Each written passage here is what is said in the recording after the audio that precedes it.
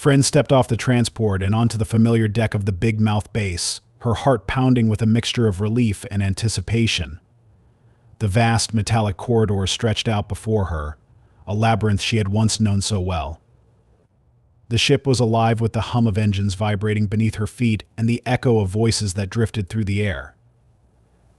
This was home, she realized, in a way that Fort Leonard Wood could never be. The training base, with its harsh regimens and cold concrete, seemed like a distant nightmare she was now ready to leave behind.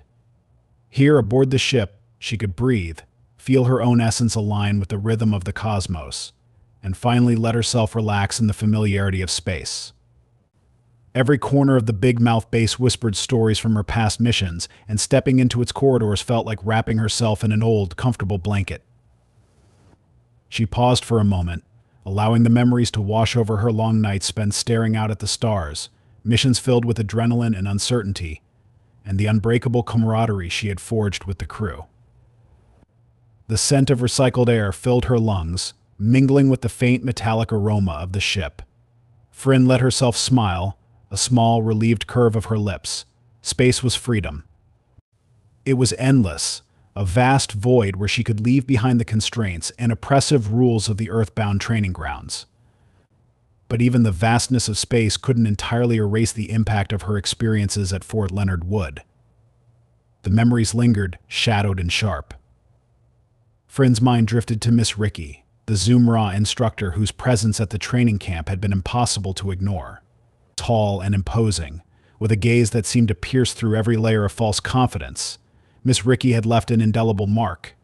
The Zoomra had a way of testing cadets, not just physically but mentally, pushing them to confront weaknesses they hadn't even realized existed. Fryn had endured countless days of grueling drills under her watchful eyes, but it was the psychological challenges that had truly tested her. Miss Ricky had a way of stripping them bare, making them feel vulnerable, exposed. It wasn't just the instructor's strict methods that haunted her, but also the constant looming threat of the political enforcers. These shadowy figures had a presence that was subtle yet suffocating, a reminder that any misstep could lead to consequences far beyond the confines of the training camp. Fryn remembered how they watched from a distance, their eyes hidden behind reflective visors, assessing, judging. The mere thought of their scrutiny sent a shiver down her spine. The fear of those enforcers was a knot in her chest that never quite went away, a silent terror that whispered she would never be entirely free. That's why space felt like an escape, a place where she could put distance between herself and the grip of Earth's political machinery. Still, there was a different kind of weight that space couldn't relieve, a burden Fryn carried in her heart. It was the emotional toll of leaving her sister behind. Her younger sister had always been fiercely attached to her, clinging to her in moments of joy, sorrow, and everything in between. The memory of their last encounter was vivid, burned into her mind like a brand. Her sister's small hands had clung desperately to her uniform, her voice breaking as she begged Fryn not to leave. Tears had streamed down her sister's face, raw and unfiltered, and Fryn had struggled to hold back her own. Every comforting word she'd tried to offer felt hollow, a thin veil over the pain of separation. Leaving her sister had been one of the hardest things she had ever done. The guilt was a heavy anchor she couldn't shake, a reminder of the sacrifices her choices demanded from both of them. Fryn took a deep breath, willing herself to let go of the sadness, at least for now. She needed peace, if only for a moment. Her feet carried her almost instinctively toward the Warrior Garden, a place on the ship that offered solace and quiet reflection. It was a human space, designed to honor the fallen and preserve memories in the most respectful way possible. The garden was beautiful, an artificial sanctuary of life aboard a metal behemoth. Simulated sunlight filtered through holographic trees, casting dappled light onto the carefully arranged memorial markers. The air was cool, infused with a scent that mimicked fresh grass and blooming flowers. Fryn moved slowly among the markers, reading the engraved names and the short, heartfelt epitaphs beneath them. The Warrior Garden was a place of silence, a sacred hush that seemed to demand reverence from all who entered. The human customs surrounding death fascinated her. They were so different from IPAL traditions. The IPAL didn't mourn in quiet whispers and solemn prayers. They sang, they danced, and they celebrated the lives of the departed with an explosion of music and color. Loud drums, wailing flutes, and the rich harmony of voices would echo for days, a powerful declaration that a life had been lived and should be remembered in joy, not sorrow. Standing there, enveloped by the profound stillness, Fryn couldn't help but feel uncomfortable. It was as if the silence itself was pressing down on her, squeezing her chest and demanding that she suppress her natural instincts to shout, to make noise, to live fully even in the face of death. Respecting these human customs wasn't easy, not for someone raised in a culture that embraced chaos and sound. Yet Fryn tried. She closed her eyes, listening to the faint rustle of holographic leaves and the distant hum of the ship's engines. Grief, she realized, was universal even if the rituals surrounding it differed. This human quiet held its own beauty, a somber reverence she was beginning to understand, even if she could never fully feel at home within it. Opening her eyes, Fryn's gaze softened. She spotted a human family huddled together, mourning in their own silent way. The weight of loss was etched into their faces, a language she didn't need words to understand. In that moment, she felt a strange connection to them, a bridge between her Ipal heritage and the human customs she was still learning to respect. As she turned to leave the warrior garden, the silence lingered, echoing in her mind. There was a lesson here, she thought, one she hadn't quite grasped yet, but it would come in time. For now, she carried the quiet with her, a small, fragile understanding nestled next to the noise and music of her heart. Fryn left the warrior garden and made her way through the bustling corridors of the big mouth base, taking in the vibrant energy of the ship that had become her home. The vessel had undergone changes during her absence, and she marveled at the additions. Civilian shops lined parts of the main deck, their brightly lit signs advertising everything from exotic alien trinkets to steaming cups of rich, spiced beverages. Vendors called out to passers-by, their voices mixing with the rhythmic clatter of boots and the low hum of the engines. Taverns, previously limited to a few hidden corners, now stood boldly along the thoroughfare, inviting soldiers and civilians alike to share in laughter and stories.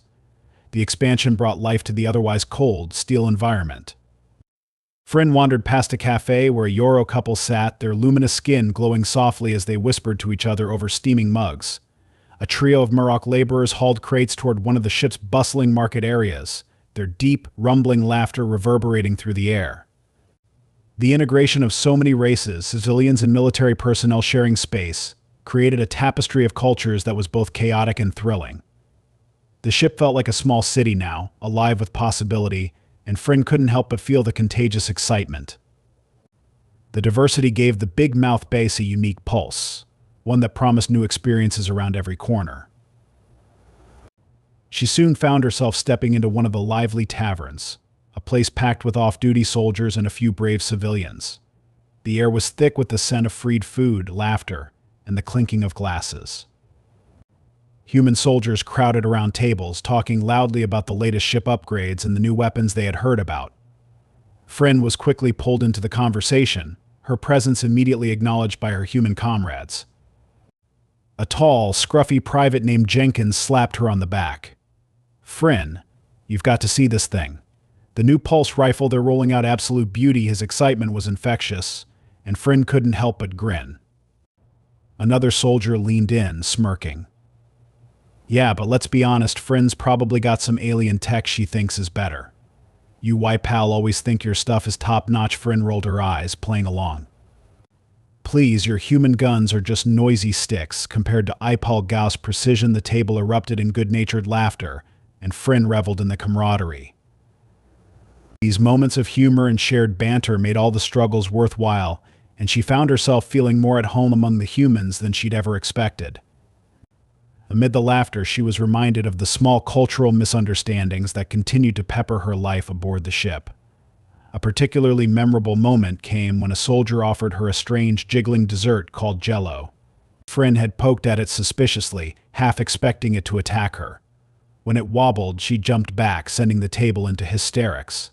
Her reactions to human culture never failed to amuse her comrades, and she had learned to laugh along with them, embracing the strangeness of their ways. The laughter died down as the conversation shifted to the upcoming weapons exhibition. Fryn's heart rate picked up slightly. The exhibition was a significant event. and the entire crew felt the tension building. Her fellow warhounds leaned in, discussing strategies and preparations with a seriousness that hadn't been present moments before. The joint exhibition would showcase the latest advancements in weaponry from different races, and the rivalry between species had been brewing for weeks. There was pride at stake, and no one wanted to be outshone. Fryn thought about the effort put into preparing for this event. The crew worked tirelessly, calibrating weapons, perfecting their demonstrations, and making sure every detail was accounted for. The anticipation was palpable, a buzzing undercurrent that ran through every conversation. The human soldiers were determined to prove their might, and Fryn, as one of the warhounds, shared their resolve. Yet, she also felt the weight of the expectations placed on her as a Wypal. It was a balance she had to navigate carefully, her loyalty to her human comrades never wavering, but her cultural heritage never forgotten. The exhibition would be a test not just of technology but of unity and strength, and Fryn knew that every race on the ship was preparing for it with equal determination. The days leading up to the weapons exhibition passed in a blur of preparation and anticipation. When the event finally arrived, the Big Mouth base transformed into a gathering ground for an impressive array of alien races. The ship's main exhibition hall, a massive space designed for such showcases, thrummed with activity. Confederation members from all corners of known space assembled, each race bringing its own traditions, technology, and air of pride. The Yora delegation was first to arrive, their tall, sinewy forms adorned with ceremonial sashes that shimmered with bioluminescence. Their movements were graceful, almost serpentine, as they observed their surroundings with sharp, unblinking eyes. Next came the point, short and heavily armored beings who spoke in clipped, mechanical tones. They were known for their abrasive personalities and their affinity for technology that often bordered on reckless. The Morok were a stark contrast, hulking and muscular, their thick skin ridged with natural armor. They lumbered into the hall with an air of confidence, their deep voices rumbling as they discussed the exhibition in a language that sounded like grinding stones. Then there were the Orcs, who drew immediate attention. Once an insectoid race, they had undergone a surprising evolution, developing features that now closely resembled humans. Fryn couldn't help but stare, a shiver of discomfort running down her spine. Their transformation was unsettling, and their almost human faces made her feel as though she were looking into a warped mirror. Fryn shifted uneasily, watching the Aurora from a distance. Their humanoid appearance, with smooth skin and expressive eyes, was at odds with the remnants of their insect-like features' segmented joints, subtle antennae hidden in their hair, and the clicking noise they made when agitated. The Auror's evolution had been rapid and alarming, and the uncanny resemblance to humans made them difficult to read. It was hard to tell where their true intentions lay. Fryn's discomfort was evident, her muscles tensing as she observed their stiff, controlled movements. She knew she wasn't the only one unnerved. The human soldiers around her exchanged wary glances, the unease palpable among the ranks. The weapon demonstrations began with the Opticin, who stepped forward confidently. Their pulse weapon, a sleek device with glowing blue veins of energy running through its barrel, was their pride and joy. The Opticin representatives activated it, firing a series of rapid, luminous pulses that lit up the hall in a dazzling display. But as the weapon fired, it began to overheat, emitting a shrill whine that made the crowd wince. One of the Opticin fumbled to shut it down, muttering curses in their language as the weapon sputtered and fell silent. The crowd murmured, a few delegates chuckling softly at the embarrassment. Next up were the Point, who presented their plasma throwers. The weapons were formidable, designed to release a torrent of volatile, superheated plasma. The Point demonstrated with gusto, a jet of brilliant plasma scorching the air. But as always, their technology proved unreliable. The weapon misfired, the stream sputtering and nearly hitting one of their own delegates. Fryn bit her lip to suppress a laugh, while the human soldiers exchanged amused grins. The Point representatives, red-faced and flustered, scrambled to regain control, their pride visibly wounded. The IPAL demonstration followed, and Fryn's heart swelled with both pride and apprehension. Her people's Gauss weapons were elegantly designed, utilizing magnetic fields to accelerate projectiles to devastating speeds. A bipal soldier demonstrated the weapon's precision, shooting a target cleanly through its center. The human soldiers, however, weren't impressed. They whispered criticisms about the weapon's limited practicality in large-scale battles, pointing out its need for precision over brute force. Fryn bristled at the comments but kept her head high, knowing her people's technology had its strengths even if it didn't impress everyone. Finally, it was time for the human weapon demonstration. Fryn stood proudly among her comrades as they unveiled their arsenal. The M2 heavy machine gun and the XC-1MG were brought forward, sleek and imposing. Fryn's heart raced with anticipation as a human soldier took aim with the M2, unleashing a thunderous barrage of bullets. The sheer noise reverberated through the hall, and the impact on the targets was brutal and final. The XC-1MG followed, its rapid-fire capability leaving no doubt about its destructive power. Fryn watched the alien delegates, noting their expressions. The Yoro's bioluminescent skin flickered with what could only be described as fear. The Marok, usually so confident, shifted uncomfortably, and even the Orcs looked unsettled. Awe and horror spread across the room, the raw, unfiltered power of human weaponry leaving a lasting impression. The Point muttered among themselves, their bravado shattered, while the Optician looked on with wide eyes. The message was clear: humans might lack the elegance of some alien technology, but what they had was sheer, relentless power. Fryn felt a sense of pride, mixed with the sobering realization of just how fearsome human technology appeared to their allies and potential enemies. As the echoes of gunfire and weapon blasts faded, the exhibition hall buzzed with the aftermath of the demonstration. Delegates from different species huddled together, their reactions varying from awe to outright discomfort. The Orcs, whose humanoid transformation already made them a subject of curiosity, approached the human representatives with a newfound interest. Their leader, an Orc whose segmented joints still clicked faintly with each movement, expressed a desire to incorporate human firearms as backup weapons. The Orcs, always pragmatic, had been impressed by the sheer efficiency and power. Their admiration was pragmatic, almost calculating, as they discussed how such firepower could change the dynamics of their defense strategies. The IPAL, however, were less than impressed. Fryn could hear the murmured criticisms from her fellow IPAL warriors. They argued that the human display lacked the precision and elegance their own weapons offered. The IPAL valued efficiency through accuracy, and the brutal, unrelenting force of the human weapons seemed almost crude in comparison. Fryn felt torn, the familiar pride for her people battling the bond she had formed with her human comrades. The tension between admiration and defensiveness hung in the air, an invisible divide separating those who valued raw power from those who held precision as the pinnacle of technological advancement. As the crowd settled, Colonel Shake stepped forward, his commanding presence drawing everyone's attention. His voice was steady, resonant, and carried the weight of experience. Today's exhibition was more than a display of technology, he began, his gaze sweeping across the gathered delegates. It was a testament to the strength we have as a united front, but also a reminder of the dangers that lie ahead. He spoke of the benefits of a technological arms race, emphasizing the need for collaboration rather than competition. "We are stronger together," he declared, his tone firm but hopeful. "Let this be a call for innovation, not division. We face threats that require our combined ingenuity, and I hope today's demonstration inspires future collaborations rather than sowing seeds of discord." The words resonated with many, though not all. Fryn could see some delegates nodding thoughtfully, while others exchanged skeptical glances. Yet the speech served as a moment of reflection, a pause in the building tension, as everyone considered what their collective future might hold. The Colonel's vision of unity was a beacon, even if the path to get there remained uncertain. With the formalities over, the warhounds gathered in one of the ship's busiest taverns. The celebration was already in full swing, with laughter and clinking glasses echoing through the space. Fryn sat among her comrades, feeling a warmth that had nothing to do with the strong drinks being passed around.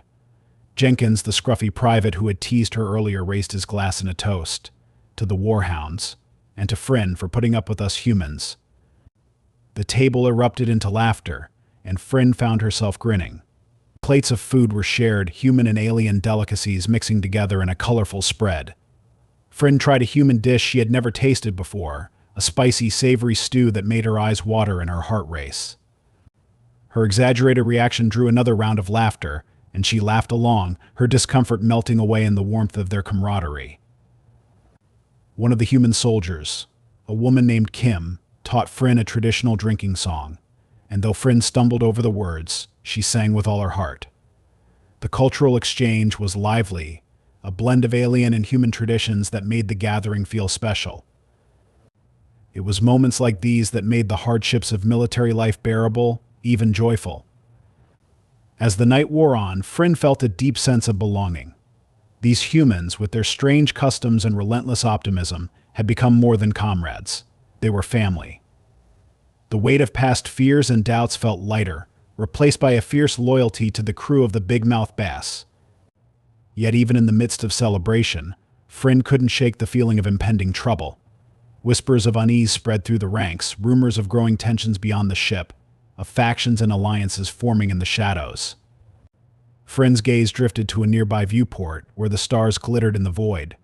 The vastness of space held both promise and danger, and she knew that their unity would soon be tested.